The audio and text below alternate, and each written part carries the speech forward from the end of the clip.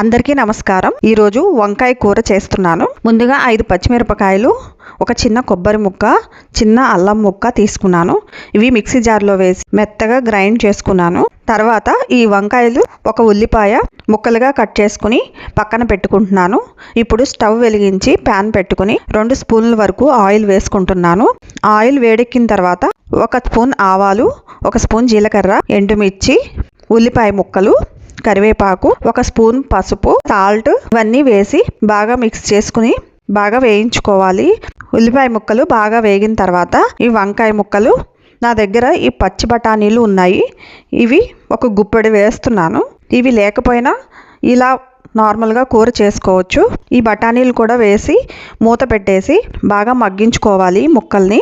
ఇప్పుడు తీసి చూద్దాము। వంకాయ ముక్కలు మగ్గిపోయినాయి। ఇప్పుడు ముందుగా మనం తయారు చేసి పెట్టుకున్న పచ్చిమిర్చి కొబ్బరి పేస్ట్ని వేస్తున్నాను।